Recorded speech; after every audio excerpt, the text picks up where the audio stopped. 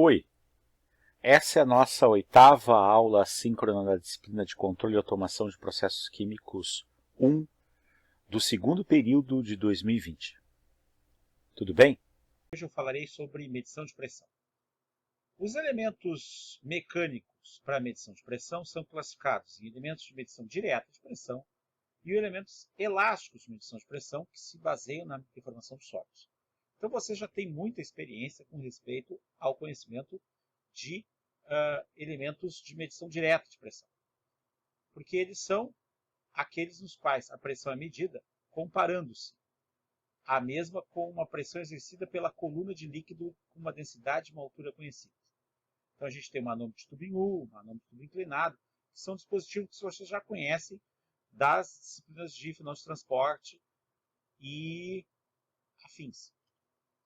Então, como a gente sabe, no manômetro de tubo em U, a gente tem uma determinada pressão que se contrapõe, né, a uma pressão exercida por uma camada de líquido, por uma altura de líquido.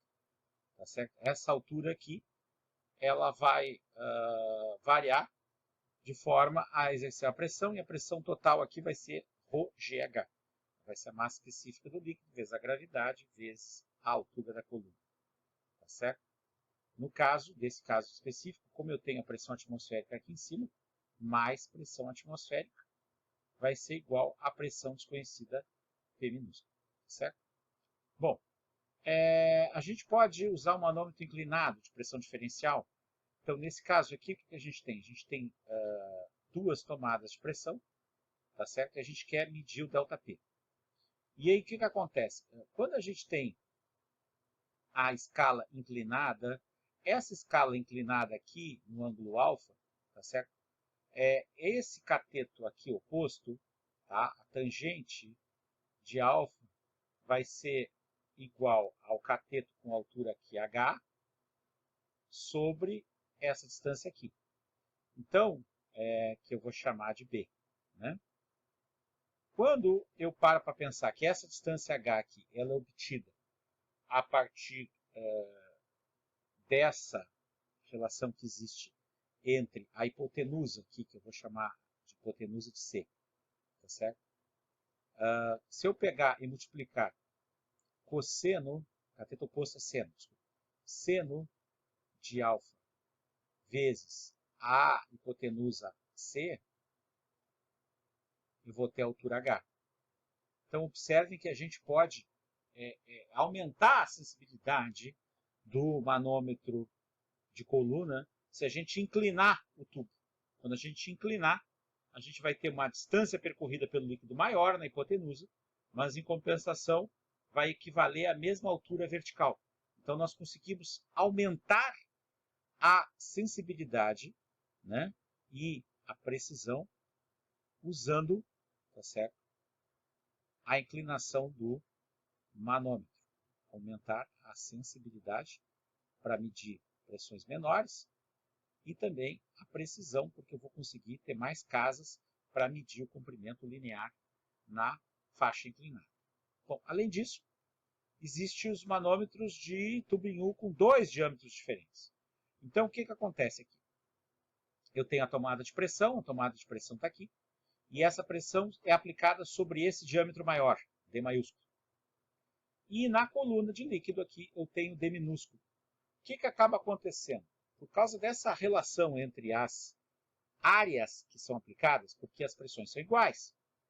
As pressões são iguais, né? Como as pressões são iguais, a pressão exercida aqui e a pressão exercida aqui é a mesma, essa pressão aqui, vezes essa área que é maior, né, ela caracteriza uma determinada força, tá certo? E essa força é equivalente à força do lado de cá, onde eu tenho peso exercido sobre uma área menor. Então, observe, existe um jogo de áreas que faz com que a gente consiga equilibrar uma pressão maior, aplicando essa pressão maior, numa área menor. Então, numa área maior. Então, o que acontece? Eu tenho que a pressão P desconhecida vezes a área associada ao diâmetro grande tem que ser igual à pressão da coluna vezes a área do diâmetro menor. Como se eu considerar que isso aqui seja circular, a área vai ser πd2 sobre 4. Então aqui eu vou ter que P vezes πd2 sobre 4 é igual à pressão da coluna vezes π d minúsculo ao quadrado sobre 4. Simplificando de cada lado, eu vou ver que existe uma relação entre a pressão da coluna de líquido, que vai ser igual à pressão, a pressão que eu quero, na realidade, vou isolar ela, a pressão maiúscula, vai ser igual à pressão da coluna que eu leio, vezes o diâmetro menor ao quadrado sobre o diâmetro maior, maiúsculo, elevado ao quadrado. Então existe essa relação aqui. E a gente aplica esse conceito, essa ideia, essa concepção de instrumento, quando a gente quer medir pressões que são difíceis de medir, porque são pressões muito grandes, com coluna de mercúrio, ou com coluna de líquido. Tá? Bom, só que meu intuito não era falar sobre elementos de medição direta de pressão, mas sim sobre elementos elásticos, que isso é relativa novidade para vocês. Relativa porque vocês conhecem o manômetro de Bourdon. Mas vamos lá.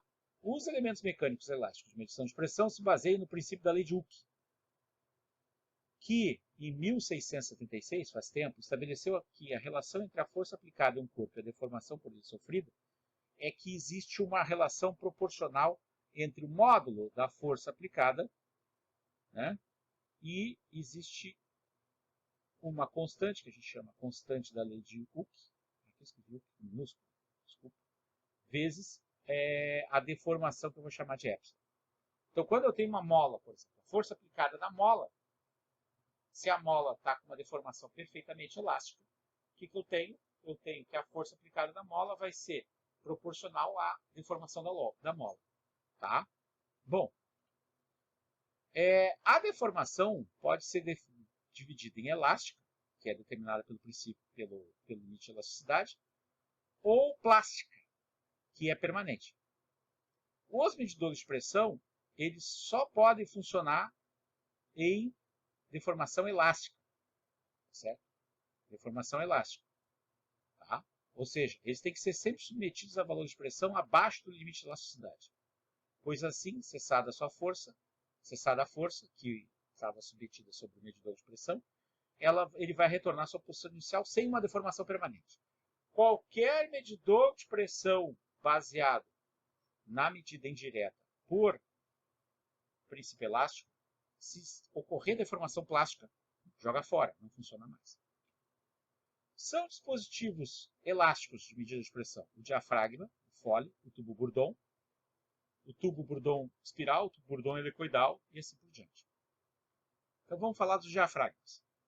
Os diafragmas, eles podem ser metálicos ou não metálicos, dependendo do material que eles foram construídos. Tá? Nos metálicos, a pressão é medida com base na deflexão do próprio diafragma. No caso dos não metálicos, como eles não seguem a lei de Hooke, eles são instalados em oposição à mola calibrada ou outro elemento elástico. Tá?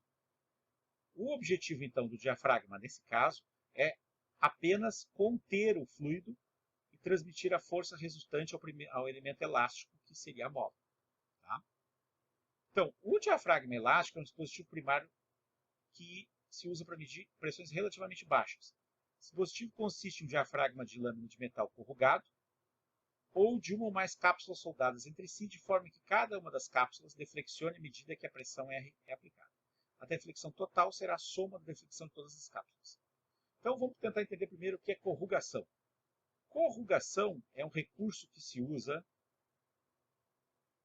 para aumentar a resistência dos materiais. É quando a gente pega uma folha que é lisa e dobra a folha de forma que ela vai ficar mais resistente. Por exemplo, se vocês observarem latas de conservas de ervilha, essas latas elas são corrugadas. Se eu olhar do lado, assim, a lata não é lisa, tá? Ela tem corrugações aqui do lado, tá? Porque o cilindro, né, a chapa com que a lata foi feita, ela foi dobrada para que ocorressem essas corrugações. Por que essas embalagens são corrugadas? Elas são corrugadas para terem maior resistência à deformação quando elas forem sofrer processamentos térmicos. Então, esses alimentos que são processados termicamente dentro das latas das embalagens, em lata metálica, eles são feitos com latas corrugadas. Lata de ervilha, lata de milho. Certo? Vamos dar o exemplo do diafragma metálico. Então, tá aqui, ó, eu tenho aqui o meu diafragma, tá aqui, ó, é essa lâmina. Observe que a lâmina tem esse corte aqui, isso aqui é a corrugação vista de lado. Se eu visse de topo, tá, eu teria círculos concêntricos, no caso aqui, ó, eu tenho um círculo concêntrico que ele me mostra que a lata foi dobrada. Então, essa corrugação existe para que a gente tenha resistência à flexão, maior resistência mecânica. Tá? Bom, então a pressão ela faz com que a lata se deforme e essa lata, esse metal, né, que é construído o diafragma, vai transmitir esse esforço mecânico para um ponteiro que a gente vai ler a escala. Tá certo? Então, esse aqui é um exemplo de medição de pressão com diafragma simples. Vamos ver um com cápsulas. Aqui eu tenho um com cápsulas. Tá? Tenho cápsulas metálicas. Essas cápsulas são colocadas em série para distribuir o esforço. E aí, quando a pressão entra em contato com esse metal, ele deforma o metal. E essa força, que é proporcional a essa deformação, de acordo com a lei de Hooke, vai fazer com que haja deslocamento ponteiro e a gente vai ter a medição de pressão. Já falei que os diafragmas podem ser metálicos ou não metálicos. Né? No caso dos diafragmas não metálicos, eles são instalados em oposição à mola. Por quê? Porque a mola vai ser metálica. Então, a mola vai ser metálica, para seguir a lei de Hooke. E esse tipo de diafragma é utilizado apenas para conter a pressão do fluido do processo. Tá? Então, existem diversos materiais que podem ser usados para construir os diafragmas. No caso dos não metálicos, se usam polímeros, como, por exemplo, PVC, né, policloreto de vinila, o Teflon, né, Teflon, que é o politetrafluoretileno, certo? Não se esqueçam que quando usado para fins de construção de materiais, a gente tem o Tecnil. O Tecnil é o Teflon usado para poder fazer materiais que são usinados, passam por processo de usinagem. Usinagem, por exemplo, em torno. Tá certo? O PTFE ele é uma substância extremamente interessante, o politetrafluoretileno, porque enquanto o Teflon ele é o plástico e a substância com o menor coeficiente de atrito que a humanidade já produziu. Tá certo? Então, por isso que a gente usa panelas de Teflon. Tá? Por causa que o Teflon é um material de baixíssima aderência, porque tem o coeficiente de atrito mais baixo que existe de todos. Então, diafragmas poliméricos, diafragmas não metálicos, são feitos de PVC, que tem ótima resistência química, Teflon também tem ótima resistência química, e assim por diante. Tá? Agora, metais usados para a construção de diafragmas. Pode-se usar latão, que é a liga de cobre e zinco, bronze fosforoso, bronze é uma liga de cobre com estanho, cobre berílio, aço inox. Aço inox, não se esqueçam, aço inox é uma liga de quê? É uma liga de ferro com até 2% de carbono, mais manganês, molibdênio é MO, professor, estou desaprendendo química, e assim por diante. Tá? Astalói são 22 ligas metálicas diferentes contendo níquel.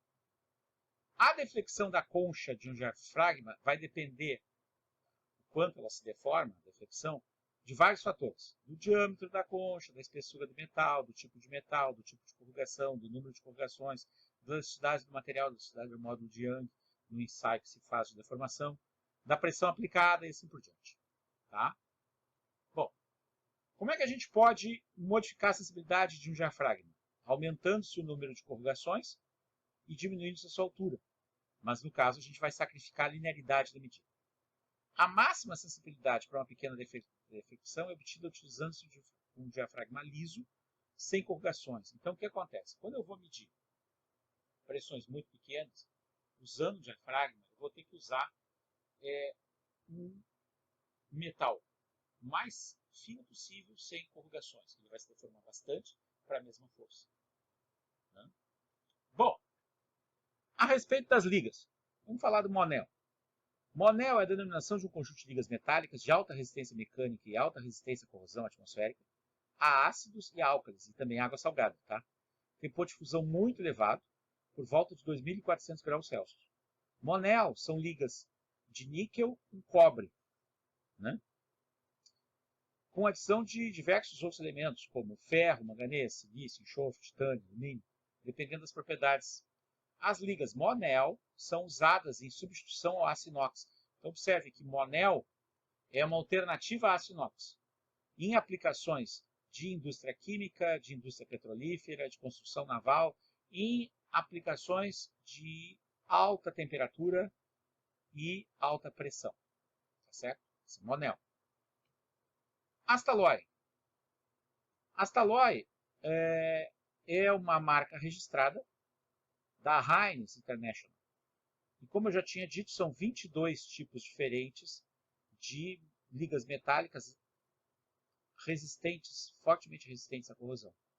São chamadas de superligas ou ligas de alta performance. Tá? O metal predominante nessas ligas é o níquel, tá? Onde são adicionados molibdênio, cromo, cobalto, ferro, cobre, manganês, titânio, zircônio e assim por diante. Tá? A Astalloy também é uma alternativa para ambientes de extrema corrosividade. Então, a função primária é resistir a essas condições severas corrosivas em serviços de alto esforço sob altas temperaturas. Tá certo?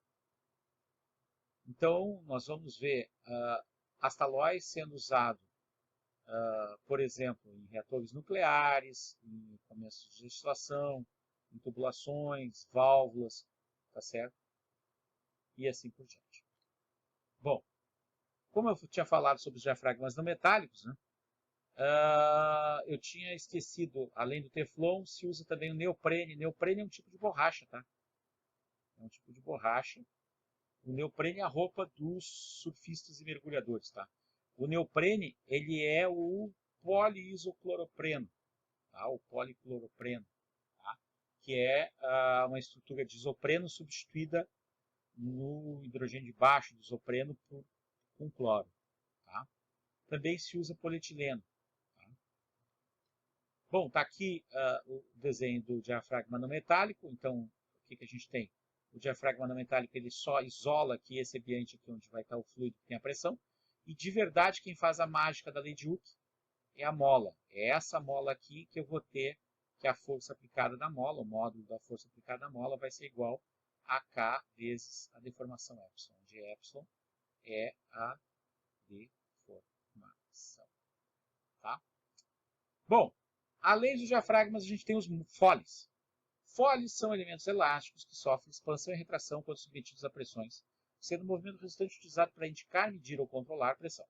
Os foles geralmente são confeccionados através de estrangulamentos axiais sucessivos, aplicados a um tubo metálico de parede fina e sem costura. Então o fole lembra o fole de uma gaita. Tá? Deixa eu pegar o desenho do fole, está aqui o fole. Ó. Aqui, ó. Esses aqui são foles, tá? Exemplos de foles. Quais os materiais que vão ser construídos os foles? Os materiais mais usados vão ser latão, bronze fosforoso, cobre berílio, monel, aço inox e assim por diante. Tá? A escolha do material vai depender da pressão, tá? E das condições de corrosão a que o material está exposto. Tá? Bom, Bourdon. Bourdon é muito mais usado para medição de pressão do que os diafragmas e do que os foles. Os diafragmas e os foles são usados para a construção dos dispositivos, onde essa pressão vai ser usada no próprio dispositivo. Já o Bourdon, a gente conhece o Bourdon dos equipamentos de medição de pressão, que tem lá um mostrador, que tem um tubo de Bourdon. Mas, na realidade, aquilo ali que a gente vê só como se fosse um relógio. Tanto é que o trabalho de montar o manômetro de Bourdon ele é feito com todo cuidado. Inclusive tem um vídeo no meu blog, vocês procurem lá, construção de tubos, desculpa, de manômetros de Bourdon. Tem um vídeo lá, tá? Que eu sugiro que vocês assistam. Então, os tubos Bourdon geralmente são compostos de um tubo de seção oval, disposto na forma de um arco de circunferência, tendo uma de suas extremidades fechada e a outra extremidade aberta. Então funciona como se fosse uma língua de sogra. Sabe língua de sogra? Aquele brinquedo que a gente sopra em festa? Pois é, então a gente tem assim, ó, funciona assim, ó, como se fosse uma língua de sogra. Só que em vez de ser feito de papel, que a língua de sogra é feita de papel, é feita de metal. Então quando a pressão aumenta aqui dentro, a tendência do tubo é desenrolar. Tá? Com a pressão agindo no interior do tubo, ocorre um movimento de sua extremidade fechada. Esse movimento é transmitido através de engrenagens a um ponteiro ou um mecanismo que, por sua vez, irá indicar ou transmitir a medida de pressão. É óbvio que o tubo de Bourdon foi inventado em 1852 por Bourdon. Né? Então está aqui o que eu estava dizendo, a tomada de pressão. E aqui está esse Bourdon, aqui é um Bourdon em letra C. Tá certo? Então a pressão vai fazer com que ele tenda a desenrolar, ele vai se deformar para cá. E aí ele vai puxar o ponteiro, ele vai puxar isso aqui vai correr. E o que vai acontecer? O ponteiro vai subir na escala. Tá certo? Então esse é um manômetro utilizado do tipo Bourdon. Então quem é o elemento primário de medição no manômetro de Bourdon? É o tubo de Bourdon. O tubo de Bourdon que é feito de metal. Tubo de Bourdon. Tá? Então o manômetro de Bourdon, né, ele é o conjunto que tem o relógio, tem o ponteiro. Agora o elemento sensor, o elemento primário, que entra em contato com a pressão, é o tubo de Bourdon. Bom, uma aplicação interessante é o que a gente chama de pressostato. O pressostato é primo irmão do termostato. Lembra a aula passada do termostato? Pois é, a gente tem o termostato lá, ele é o dispositivo que permite a gente ligar e desligar uma estufa, por exemplo, quando o material, o par bimetálico, se deforma. Né? Então a gente pode construir relés térmicos usando pares bimetálicos. Aqui eu tenho o pressostato, o primo irmão, ou seja, eu vou ligar ou desligar um contato elétrico quando a pressão variar. Então, como elemento sensor, a gente tem o Bourdon. E aqui eu tenho a tomada de pressão.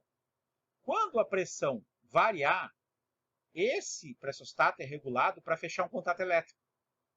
Tá certo? Então a gente tem uma chave miniatura aqui dentro, tá certo? E a gente tem um parafuso para ajuste, né? E o que vai acontecer? Quando a gente tiver a variação de pressão, eu posso ligar e desligar uma bomba. Então, por exemplo, se eu moro numa residência que eu tenho aquecimento da água do banho através de Juncker, através de aquecimento a gás, tá certo? O que acontece? Para ligar a bomba de água que alimenta o Juncker, o que se faz? A gente abre a torneira do chuveiro e a pressão da água vai cair. Vai variar a pressão. Por quê? Por causa que a gente abriu e a água vai fluir. Só que essa pressão não é suficiente para alimentar o Juncker. Então a gente precisa de bomba. Então se coloca um pressostato na linha, esse pressostato vai deformar o Bourdon no sentido e vai ligar a bomba. E a bomba vai fazer com que a bomba vai alimentar o Juncker. Aí eu tomo banho. Quando acabar o banho, eu fecho a válvula. Como a bomba está ligada, a pressão vai aumentar. Quando a pressão aumentar, ela volta ao estado anterior e desliga. Então, o pressostato nada mais é do que uma chave de pressão. Tá certo? O pressostato pode ser usado para automatizar a ligação e o desligamento de uma bomba, porque ele funciona como se fosse uma chave de pressão. Tá certo? Ele detecta a variação de pressão numa linha. E eu consigo ligar ou desligar uma bomba usando um pressostato. Bom, quais são os materiais e as aplicações típicas para Bourdon? Tá? Então a gente pode usar latão cartridge, bronze fosforoso, bronze silício, o ácido inox 304 ou o ácido inox 316. Tá certo? Não esquecendo que o aço inox 316 é aquele que difere do 304 porque ele tem molibdênio, tem 3% de molibdênio, fundamentalmente. Tá certo? Então a gente tem uma parcela significativa no aço inox de molibdênio, no aço 316. Certo? Ele torna ele muito mais resistente à corrosão. Então, latão é usado em pressões baixas, até 500 psi. 500 psi, dividido por 15, vai dar algo em torno de uns 33, 34 bar, mais ou menos. Tá certo? Observe que o latão ele é muito mais deformável do que o aço inox. Então, ele vai ser usado em pressões baixas, abaixo de 500 psi. O latão cartridge ele vai ser utilizado em pressões baixas também e ele tem baixa esterese. O que é esterese? Esterese é a característica que tem o material de não voltar à sua condição inicial. Então, o que acontece? Toda vez que eu tenho um fenômeno, que é um fenômeno que seja reversível, se ele deixar de ser reversível, eu tenho presente a esterese. Então, baixa esterese significa que o material consegue ter essa deformação elástica de maneira fácil, tá certo? Ou seja, ele não fica com deformação permanente. Bronze fosforoso é utilizado também em pressões baixas, tá? Porque ele tem boa resistência à corrosão. E assim por diante. A gente tem várias aplicações de vários metais diferentes para vários tubos de Bourdon. Aqui a gente está escolhendo qual o tubo de Bourdon que vai ser usado para o manômetro de Bourdon. Bom, se eu tenho metal e se eu tenho uma variação de temperatura, o módulo de elasticidade de um material depende da temperatura. Então, dependendo da temperatura de operação do tubo Bourdon, ele pode perder parte de suas características ou variar suas características. Então, a gente vai compensar essa variação de temperatura. Então, as variações na temperatura ambiente são responsáveis por alterações na deflexão do tubo Bourdon.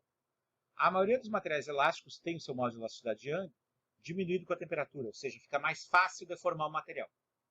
Então, o que vai acontecer? Observe. Vamos imaginar que eu tenho a seguinte situação, que eu tenho uma temperatura maior do que eu deveria nesse caso aqui. Está aqui a pressão, está aqui a letra C. O material vai se deformar mais do que deveria. Então, ele vai puxar mais para cima esse ponteiro.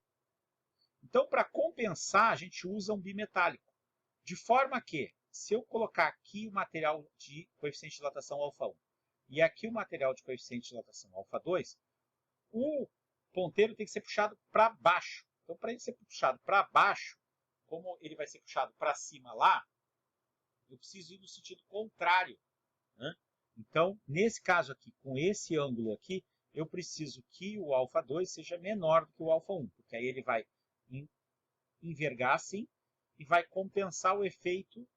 Deixa eu ver se está certo. Não, tem que ser o alfa 1 menor que o alfa 2. O alfa 1 menor que o alfa 2, porque aí ele vai envergar para baixo, né? E vai compensar o efeito do outro para cima.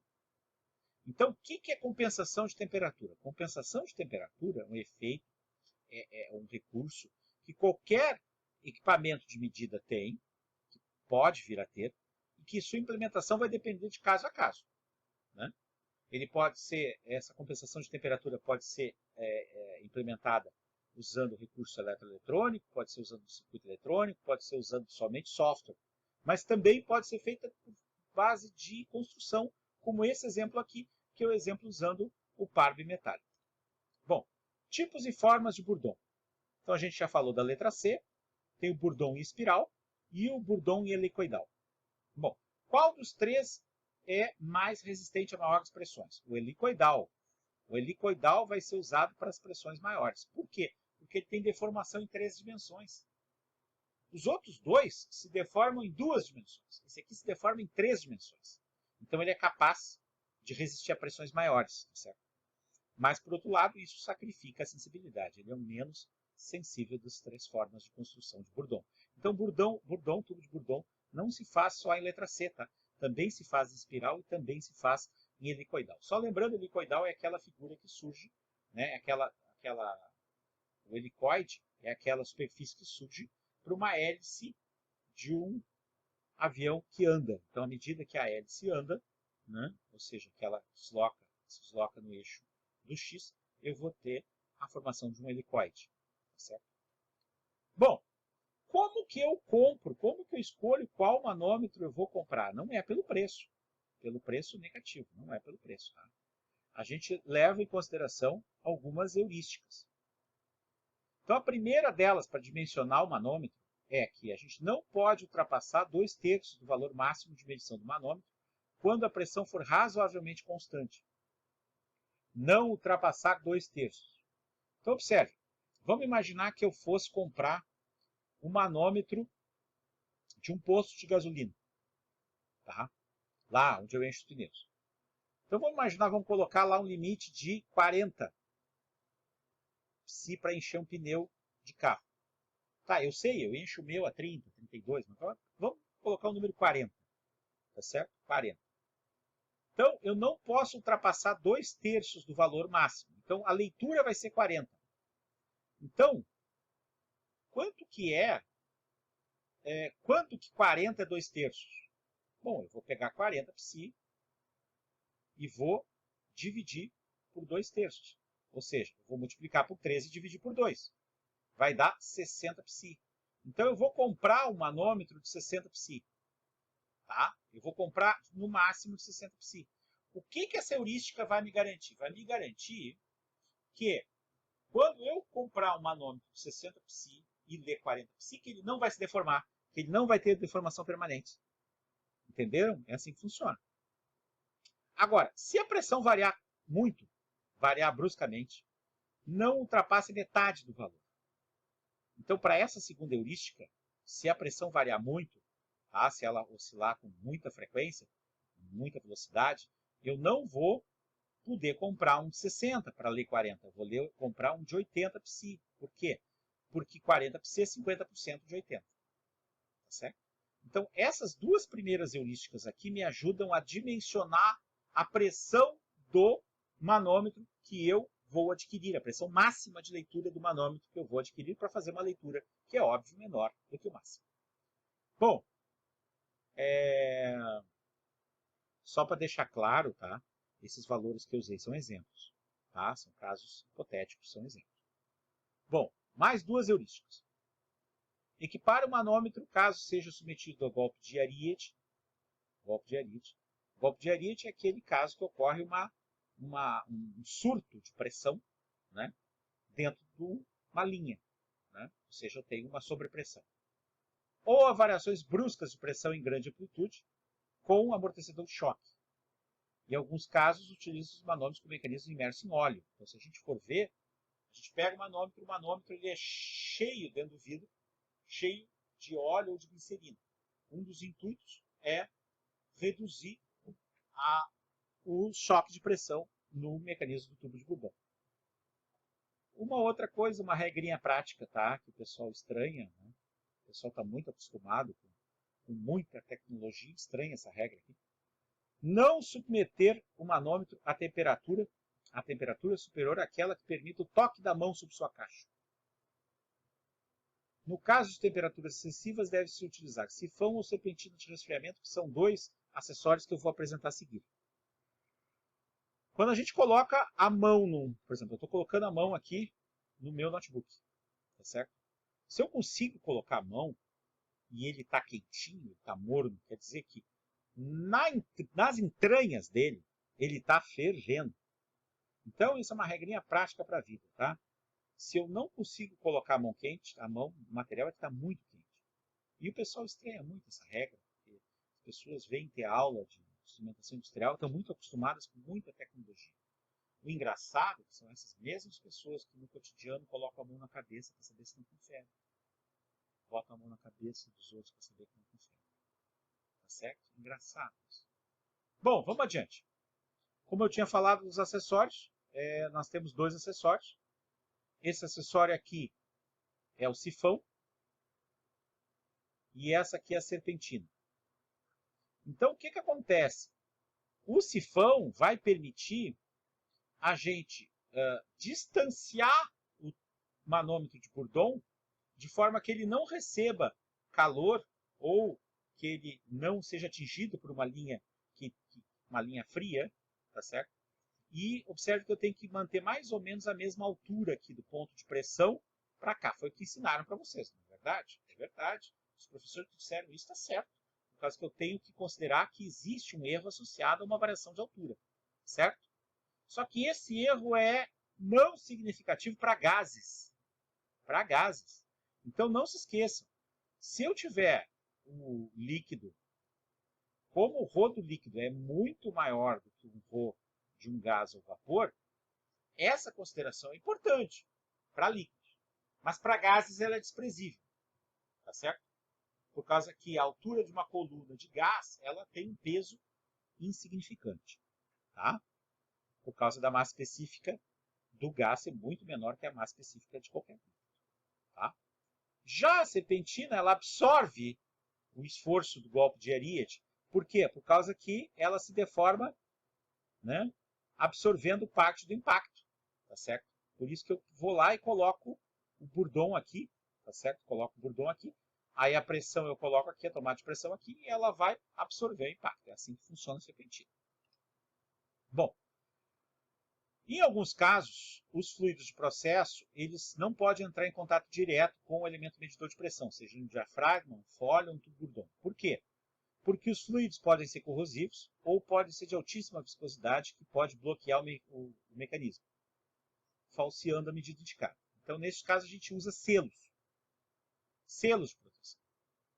Então, a gente tem selos líquidos, que são selos que usam o princípio de que a pressão se transmite adiante, o princípio de Pascal, tá certo? Então nós podemos ter selos que usam fluidos que são mais densos do que a água ou menos densos do que a água, tá certo? Então, caso A, líquido de selagem é mais leve que o fluido de processo. Então o que acontece? Eu tenho aqui a pressão entrando, está aqui o meu líquido de medição, pode ser glicerina, e aí a pressão aumenta e aqui eu tenho um líquido de mais leve do que o líquido de medição mais pesada. Então, podia ter aqui, por exemplo, podia ter água aqui e glicerina aqui. Porque a água tem uma massa específica menor do que a glicerina. Tá? Se eu inverter as tomadas e manter os fluidos, aqui eu tenho água e aqui eu tenho glicerina. Aí a tomada de pressão, eu vou ter aqui no caso o líquido de selagem mais pesado que o fluido de processo.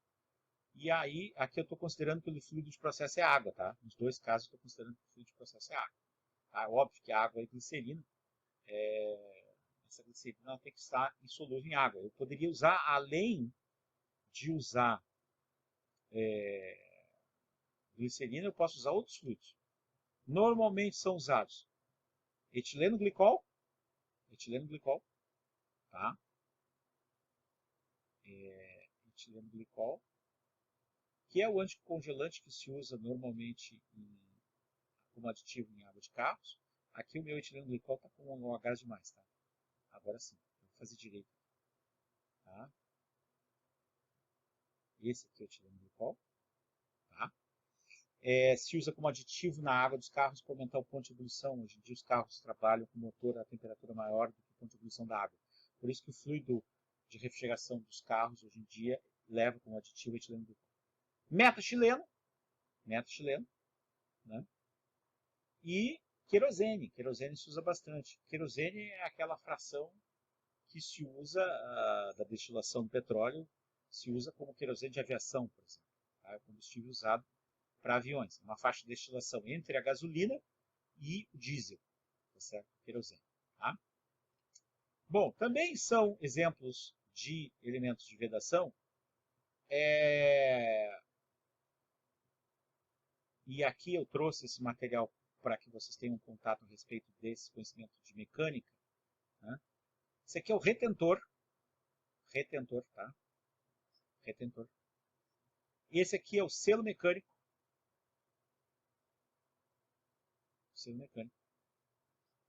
Essa aqui é a gacheta.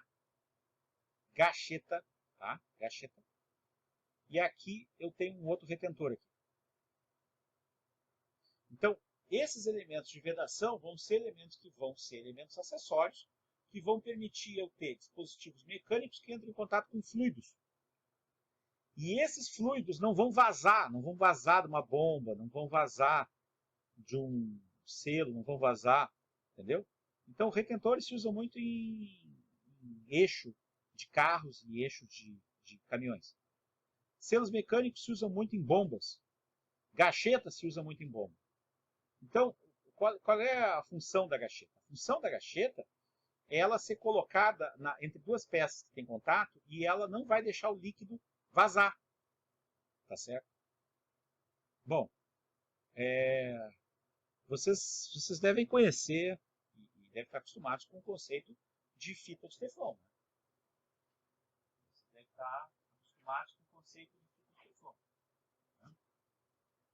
O que acontece? Quando a gente... eu estava procurando a minha aqui, não achei. Quando a gente vai colocar um material com rosca, tá certo? A gente, por exemplo, tem uma conexão rosqueada aqui. Tá certo? Tem uma conexão rosqueada. Então, antigamente, antes da disponibilidade da fita de teflon, o que o pessoal fazia? O pessoal passava um barbante aqui. Usava o princípio da gacheta. Então, toda vez que eu tiver uma peça que for entrar em contato com outra, eu passo a gacheta. A gacheta desliza. Observe que a cor da gacheta mostra claramente que ela tem grafite. Tá? Então, a gacheta desliza. Tá? Então, vamos lá. A gacheta é uma junta de separação entre duas peças montada uma sobre a outra. Geralmente, as juntas recebem o nome de gachetas quando tem a função de vedação. Existem diversos materiais usados para a construção de gachetas. O selo mecânico já é um dispositivo mecânico de forma cilíndrica de alta tecnologia, como eu mostrei para vocês, que é usado para a construção de bombas. Toda vez que eu for mexer numa bomba centrífuga e for montar e desmontar ela, né, eu vou acabar tendo que recolocar e alocar um novo selo mecânico. Tá? Já o retentor é uma peça de borracha especial usada para a vedação de óleos e graxas na linha automotiva de rodas, motores, caixa de câmbio, caixa de direção e assim por diante. Tá? Que é essa primeira peça aqui. Então, eu preciso que vocês reconheçam o formato. O retentor é esse aqui. Tá? Esse aqui é o retentor. Esse aqui é o selo mecânico. E essa aqui é a gacheta. Tá? Bom. Para evitar o contato do líquido corrosivo com o medidor de pressão, uma opção é usar um diafragma flangeado, né? Então está aqui um diafragma, ó, como um selo. Então nós vamos ter a tomada de pressão e esse diafragma vai transmitir a pressão para o meu manômetro que vai estar colocado aqui, não entrando em contato com o fluido de processo, que é o fluido corrosivo. É uma outra opção de selo. Um assunto muito importante é a questão de que, até o seguinte momento, eu não apresentei como que eu vou utilizar, ou como que seriam produzidos os sinais de pressão para uso em automação e controle. Então, os dispositivos chamados transmissores de pressão, que são aqueles dispositivos que no PNID aparecem como PT, transmissores de pressão, tá certo? Eles baseiam o seu funcionamento no movimento ou deformação de elementos mecânicos, elásticos, quando submetidos à pressão e esforço. Então, eles vão receber um sinal de pressão e vão gerar um sinal elétrico. Então, o transmissor de pressão, ele transmite o sinal de pressão adiante. Essa deformação, ela é proporcional à pressão aplicada de acordo com a lei de Hooke, né? Então, a deformação é proporcional à pressão aplicada. E ela tem que ser convertida antigamente num sinal pneumático, hoje em dia num sinal eletrônico padronizado, tá? Que pode ser enviado à distância. Então, existem vários transmissores de pressão pneumáticos que eu não vou abordar aqui. Eu vou começar abordando o transmissor baseado no string gauge, o transmissor eletrônico de pressão do tipo extensométrico.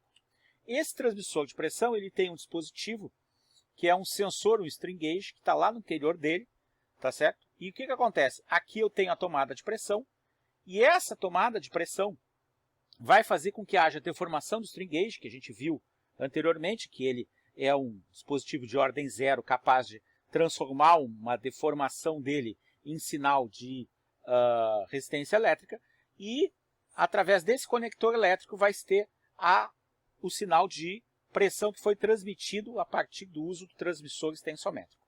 Esse transmissor extensométrico ele é uma evolução dos antigos transmissores pneumáticos. Mas existe uma evolução maior ainda, que é o transmissor eletrônico de pressão do tipo capacitivo. que funciona baseado na variação da capacitância que se introduz em um capacitor quando se desloca uma de suas placas em consequência da aplicação de pressão. A pressão do processo é transmitida, então, através do movimento ou deslocamento do elemento mecânico elástico, um diafragma isolador, cujo interior é cheio de óleo ou silicone, para o diafragma sensor localizado no centro da célula. A pressão atmosférica, que pode ser usada como referência, é transmitida da mesma maneira pelo segundo diafragma isolador para o outro lado do diafragma sensor.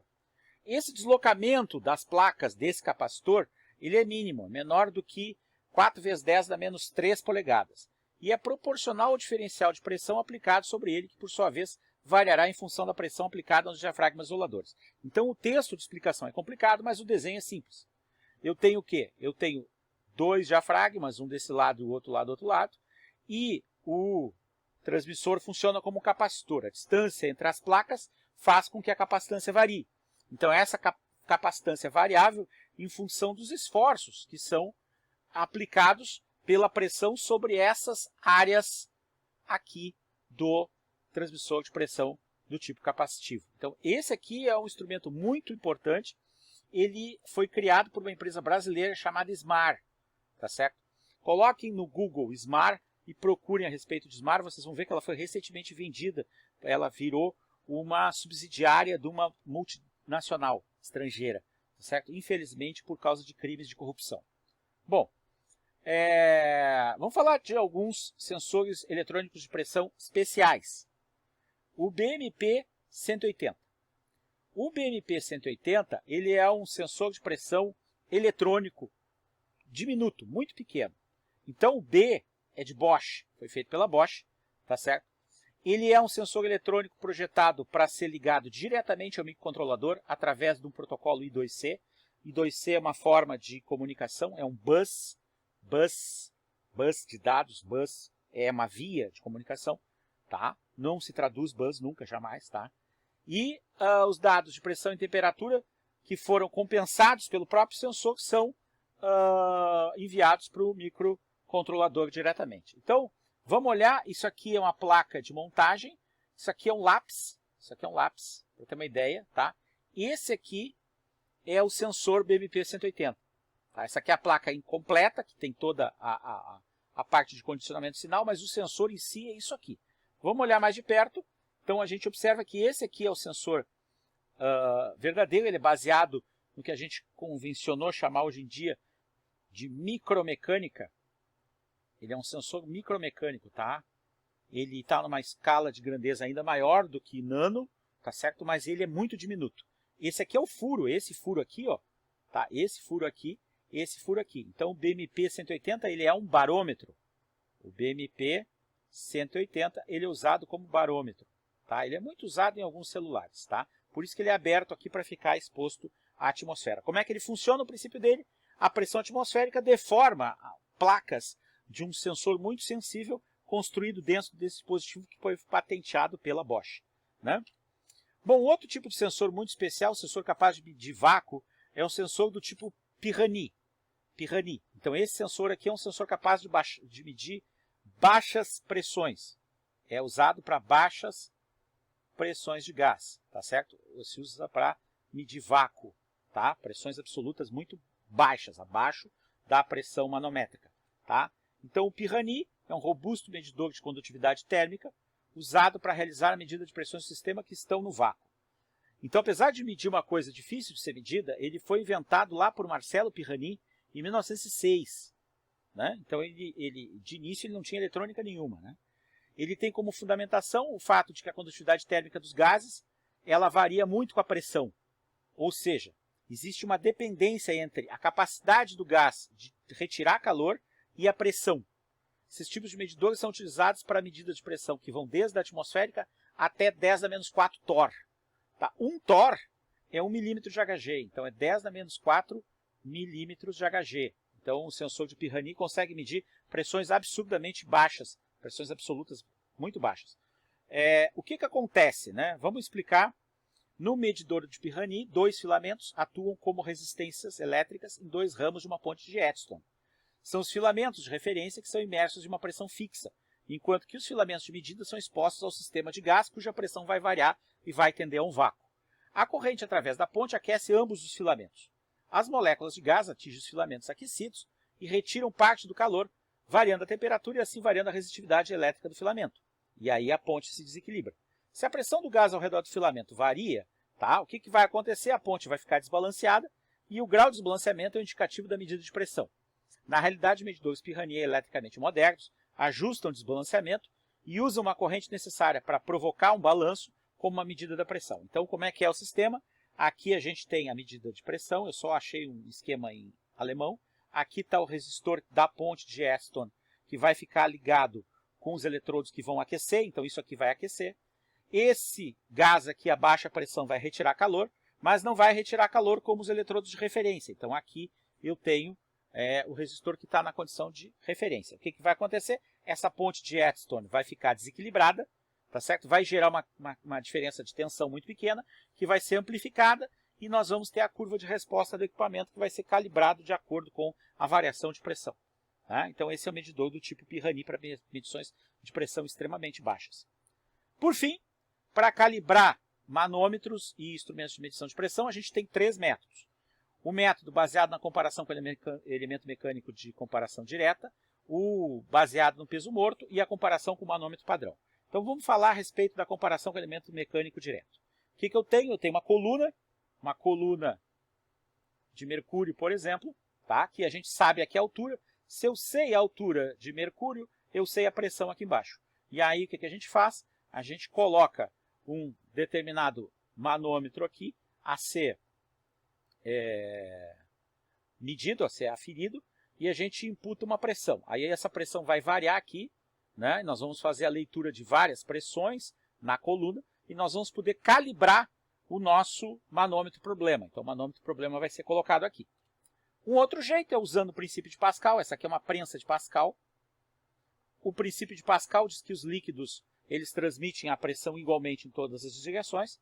Então essa prensa ela está cheia de um óleo, tá? E aí o que acontece? Variando a quantidade de pesos aqui, nós sabemos quais são as massas colocadas, né? E se sabe qual a força-peso colocada sobre uma determinada área.